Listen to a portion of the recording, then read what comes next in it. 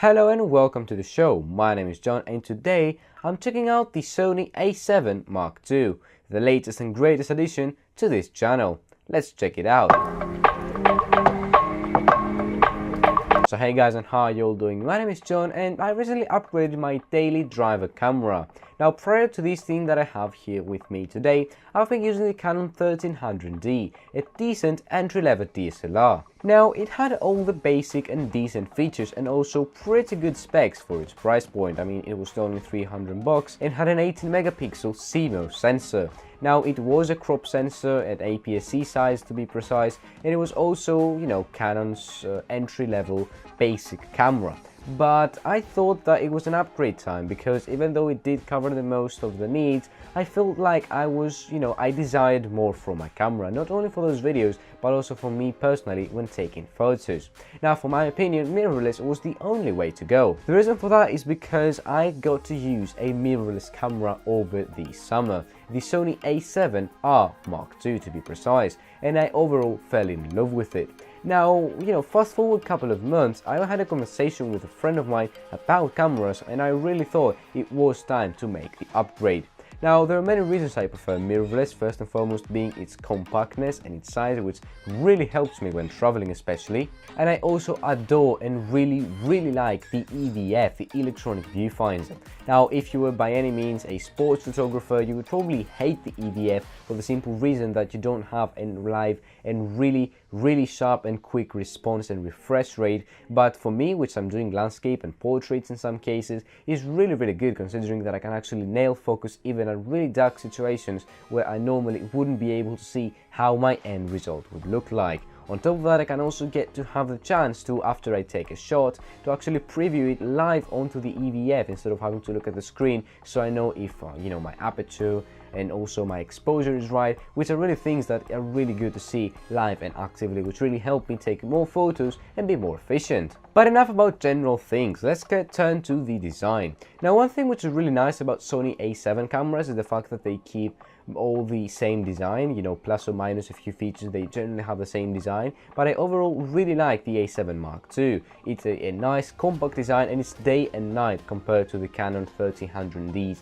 body and design because it's nice, slick, and it's also fully made out of aluminum contrary to the Canon's plastic. And this is something I love about Sony cameras in general, they do feel a bit more quality. Overall, it's really good and I have absolutely no problem, but if I had to complain about something, because after all this is my personal review, then this would be that Canon cameras feel rugged AF. This is something that this camera doesn't have. This feels, when you hold it to the hand, like a more delicate camera. Surely it's more heavy and it's also really good build, but it does feel like it's going to fall apart if a drop of water comes on it or even if you drop it, whereas with a Canon camera you grab it on your hand and you really feel it's nice, sturdy, and you have no problem no matter what you might do with it.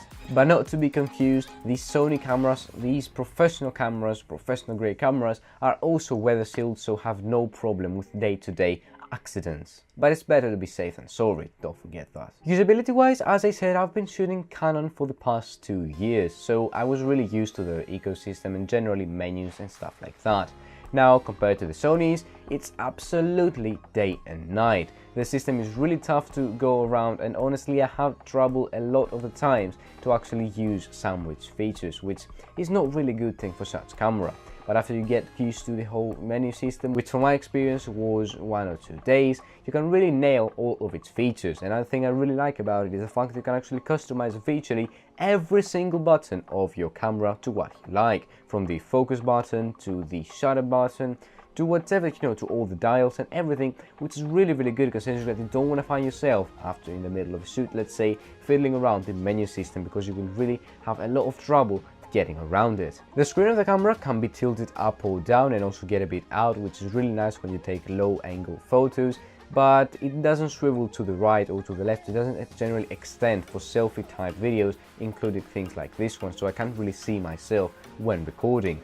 Now this is definitely better than nothing like the Canon camera I had, but nonetheless it would be a nice addition to have. Now, getting a bit geeky, the raw specs of the camera are pretty promising as well. It has a 24 megapixel full frame CMOS sensor, which is pretty good, and the ISO ranges from 100 to 25,600.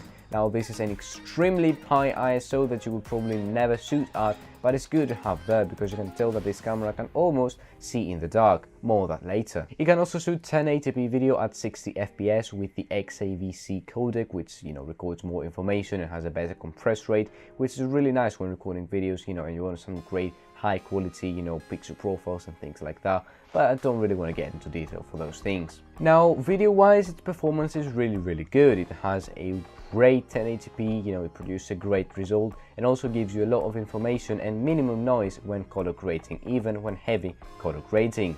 Low light is a miracle. I really like the way it actually performs during low light shots, and it can probably almost see in the dark. I mean, quite genuinely, here is a shot of my office with only the LEDs behind my monitor on, and you can see that this camera can actually see more than my eyes can see. Silly enough, it's really noisy, but the fact that this camera reaches such a high ISO, it's just amazing.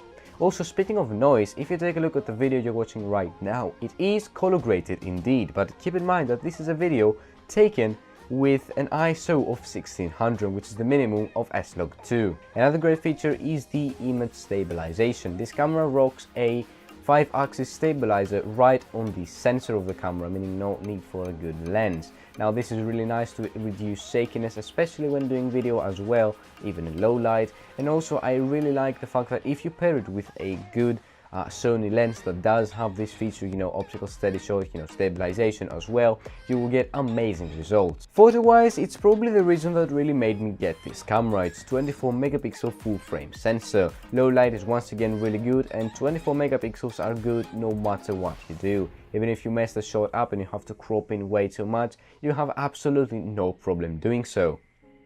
On top of that, low light, as I said, is really good. This sensor gets plenty of light inside, and even at ISO 1000 you will not have plenty of noise, meaning that you get pretty usable shots. And last but definitely not the least, the stabilization really helps when you want to take some long shutter speed shots, but always a tripod is a better option. Speaking with samples, here is a photo I took, and well, here is the same photo zoomed in 100%. You can tell that the photo has no problem adapting, and also there is no matte pixel or graininess, meaning that you can get pretty good high quality shots even when cropping the picture in. This is really good, especially if you want to take your photos and have them printed out at, let's say, an A3 printer size paper. Really good at things. Honestly, this sensor that this camera has inside really makes it one of the best mirrorless cameras out right now. Last but definitely not the least, it does have a 10 picture per second frame burst rate, which is really good.